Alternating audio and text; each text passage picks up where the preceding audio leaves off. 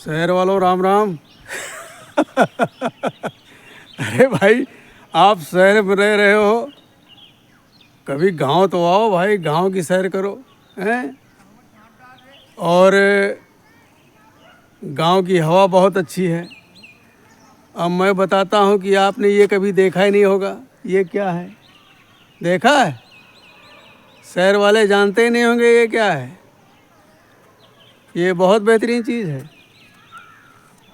और ये देखो, ये सब क्या मूर्तियाँ बनी हुई हैं? ये सब गोबर की मूर्तियाँ हैं, समझे। और यही मूर्तियाँ जो है शहरों में बिकती हैं। हवन करना हो, पूजा पाठ करना हो, तो वहाँ ये इन मूर्तियों की ज़रूरत पड़ती है। इसको उपला बोलते हैं। और एक चीज़ और बताऊँ, इससे गरीब लोग खाना बनाते हैं। और इसका धुआं आँखों को नुकसान भी नहीं करता है। जो कहते हैं कि धुएं से आँख खराब हो जाती है, आँख खराब हो जाती है। भाई, हमारी दादी माता जी सब इसी से खाना बनाती थी और कभी चश्मा नहीं लगाया, कभी भी नहीं लगाया। ना उनके आँख से कभी पानी गिरा, ना आँखों में कोई शिकायत हुई, और ना सांस की कोई समस्या हुई।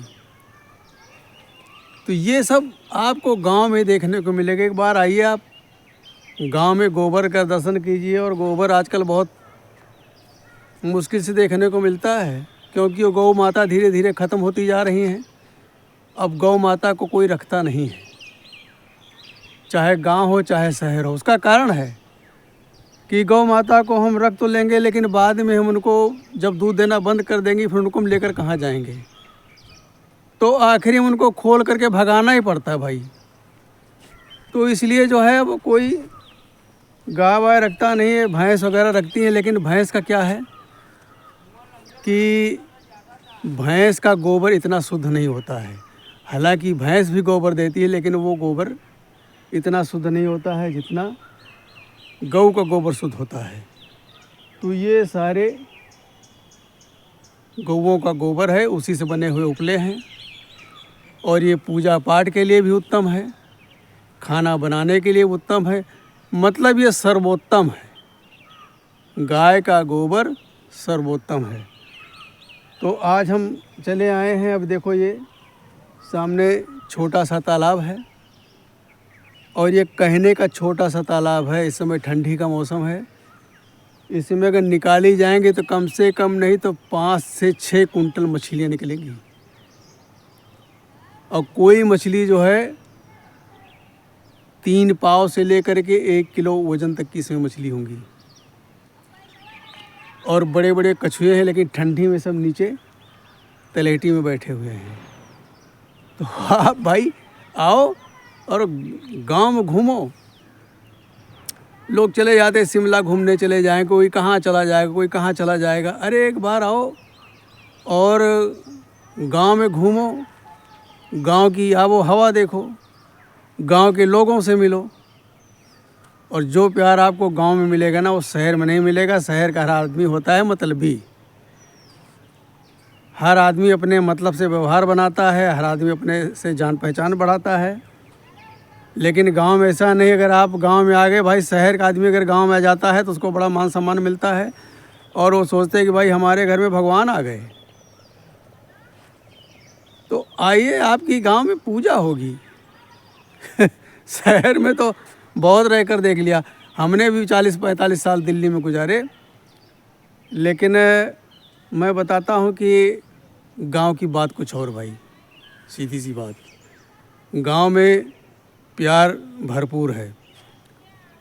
अब इस समय गांव में आने का बहुत अच्छा सीज़न है, क्योंकि अब प्रधानी का चुनाव भी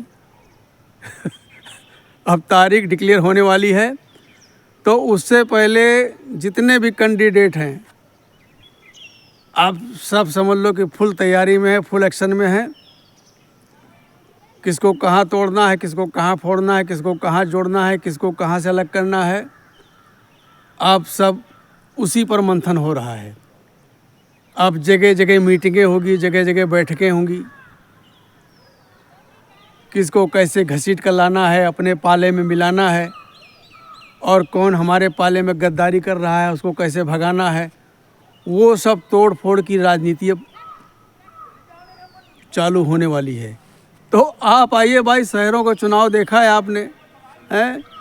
वहाँ ढोल ताशे सब बजते हैं, बड़ी बड़ी रैलियाँ निकलती हैं, लेकिन गांव में रैलियाँ नहीं निकलती हैं। अब ठंडी का मौसम है तो जगह जगह उलाव जलेंगे, वहाँ पर 10-10, 15-15 आदमी बैठेंगे और वहीं पर चर्चा होगी। मतलब पूरा पार्लियामेंट वो जहाँ आग जल रही है, लोग हाथ सेक रहे हैं, तो वो पूरा पार्लियामेंट का काम करता है। सारा नियम कानून वहीं से बनता है, पूरे गांव की दशा दिशा वहीं से तय की जाती है कि आने वाला प्रधान कैसा है, ये वर्तमान जो प्रधान था इसने कैसे कैसे काम किया है। तो अब जो है समझ लो कि अब गड़े हुए मुर्दे खोदे जाएंगे। जो मुर्दे मिट्टी में दफन हो गए हैं अब उनकी खुदाई होगी और सिर्फ आपको गूंगा बन के सुनना है, बोलना कुछ नहीं है। अगर ज़रा सा बोल दिया तो फंस जाओगे, सही बता रहा हूँ। जहाँ पर मीटिंग हो रही है वहाँ पर गूंगे बन के बैठे रहो, आपको बोलना कुछ नहीं है। और ज़रा सा बोलते ही सारी आफत तुम्हारे सर आ जाएगी और आपकी कुटाई पिटाई दोनों हो सकती है तो इसलिए शांतिपूर्वक सुनना है। लेकिन इस समय जो है बहुत अच्छा माहौल है गांव का। अब ये समझ लो कि अब यही हफ्ता 10 दिन में मुर्गे की पार्टी चालू हो जाएगी दोनों तरफ से। जो वर्तमान प्रधान है, क्योंकि उसका भी खाता बंद होने वाला है तो भाई आगे के लिए वो भी तैयारी करेगा। तो मीट की दावत, मुर्गे की दावत, और मेन चीज़ गरीबों को बर्बाद करने की दावत, दारू की दावत। दारू अंधाधुंध बटेगी। जो नहीं पीते हैं वो भी स्वाद लेने पहुंच जाएंगे, भैया 1 शीशी हमको भी चाहिए। तो अब जगह जगह दावत।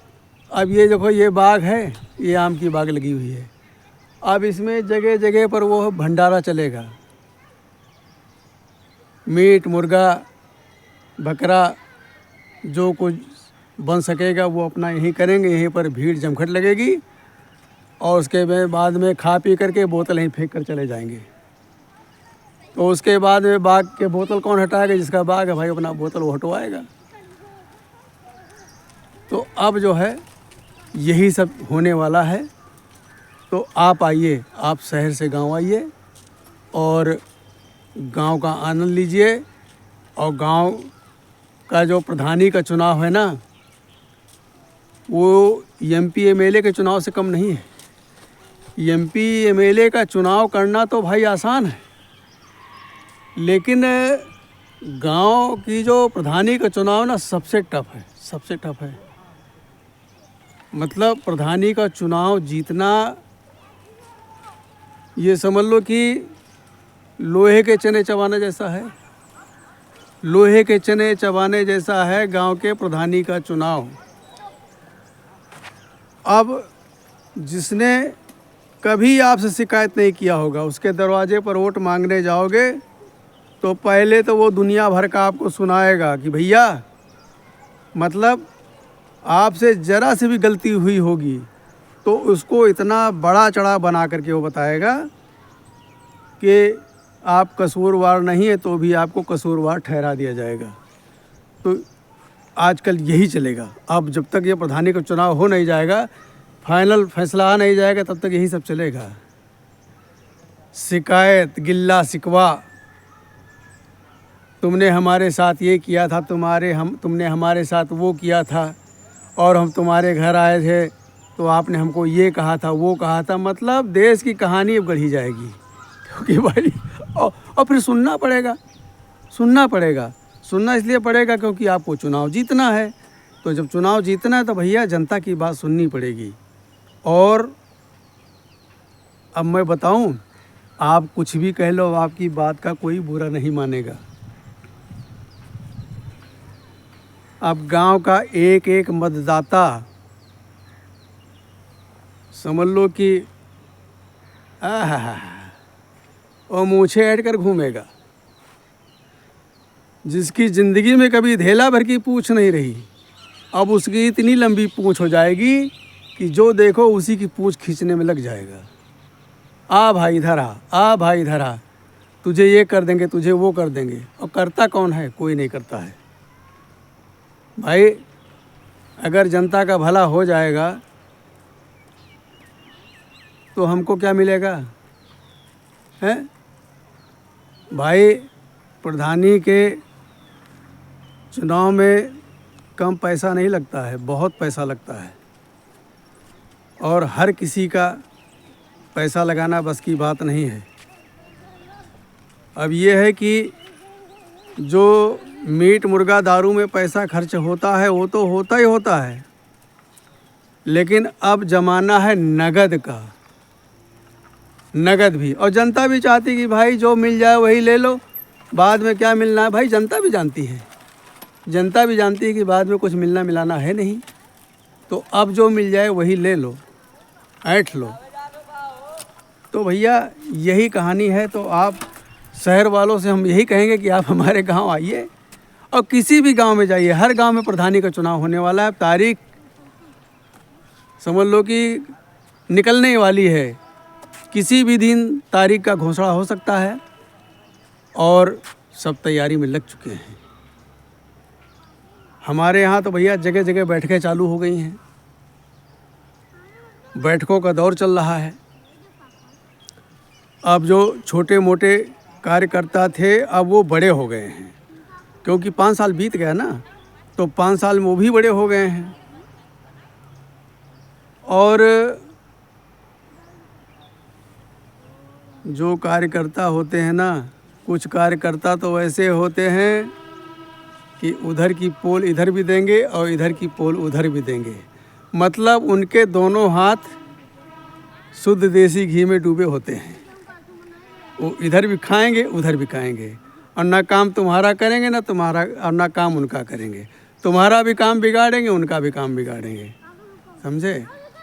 तो उनका यही है कि अपना काम बनता, भाड़ में जाए जनता, कोई जीते कोई हारे भैया, उनको इसी से लेना देना नहीं है। तो अब वो ऐंठे ऐंठे फूले फूले फिरेंगे, ऐंठे ऐंठे फूले फूले फिरेंगे। उनका मान मनोवल करो, उनका मान मनोवल करो।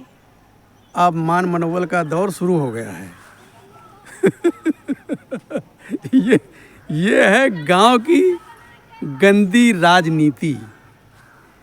और गंदी राजनीति में बड़े बड़े धुरंधर, बड़े बड़े धुरंधर वो भी अपना दांव चलेंगे, वो भी अपनी गोटियां फिट करने में लग जाएंगे। तो ऐसे ही माहौल इस समय गांव में गरमा रहा है, और यही हफ्ता 10 दिन में देखना और गरमाएगा। तो भैया मज़ा लेना है तो गांव आओ। शहर में कुछ नहीं रखा, ठंडी पड़ रही ना, बच्चों की भी स्कूल की छुट्टियां पड़ गई हैं।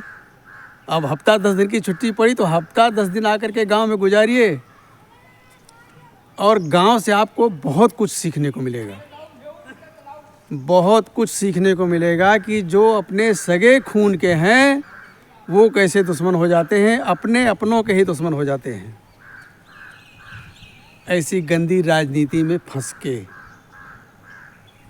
तो यहाँ आप आएंगे तो आपको बहुत कुछ सीखने को मिलेगा। और इंसान इंसान से ही सीखता है, समझे। आपको बाहर सीखने की ज़रूरत नहीं है, आपको अपने लोग ही सिखा देंगे, समझे। अपने लोग सिखाएंगे, दूसरे लोग कोई नहीं सिखाएंगे। और जो शिक्षा आपको अपने से मिल जाएगा ना, गैरों से नहीं मिल पाएगा। अच्छे अच्छे स्कूलों में वो शिक्षा नहीं पढ़ाई जाती है कि किस घर को कैसे तोड़ना फोड़ना है, कैसे लड़ाना है, समझे, किसका किस प्रकार से नुकसान करना है। गांव में तो ये हिसाब किताब है कि जैसे तुम्हारा 10 रुपए का नुकसान होने वाला हो, जयराम भाई, तुम्हारा अगर 10 रुपए का नुकसान होने वाला हो और उसमें हमारे 100 रुपए लग रहे हैं, तो अपना 100 रुपये लगा करके तुम्हारा 10 रुपये का नुकसान करके खुश होंगे कि वाह, मैंने अगले का 10 रुपये का बेड़ा गर्क कर दिया। अबे साले, तुम्हारा तो खुद का 100 रुपये बेड़ा गर्क हो गया, उसकी चिंता नहीं है। मतलब अगले का किस तरह बिगड़े। गांव में ये भी एक राजनीति है। झूठी कहानियां गढ़ी जाएंगी। अब प्रधानी का चुनाव आ रहा है, अब एक से एक झूठी कहानियां गढ़ी जाएंगी। अब जो थोड़े पढ़े लिखे हैं उनको तो कहानी गढ़ने में माहिर हैं, उनको सोचना नहीं है भाई, वो तो इसी चीज़ में माहिर हैं। अब वो एक से एक कहानी गढ़ेंगे, तुम्हें भी समझाएंगे, हमें भी समझाएंगे। बस उनका निगाह रहेगा कि किधर से हमारा फ़ायदा होना है। आखिरी में अंतिम निर्णय उनका वही होगा। तो आओ शहर वालों, आओ गांव में मौज करो, और प्रधानी का चुनाव होने जा रहा है, उसका आनंद लो। और ऐसे बागों में मीट मुर्गा दारू सब उड़ेगा, खूब खाओ पियो, मौज करो, ऐश करो, मस्त रहो। और गांव से जाकर के शहर में बताओ कि गांव ऐसा है, गांव ऐसा है। कभी कहते थे ना कि गांव जो है शहर का बाप है। अरे गांव शहर का बाप नहीं है, गांव बाप का भी बाप है। तो आओ गांव आओ, आनंद लो। नमस्कार।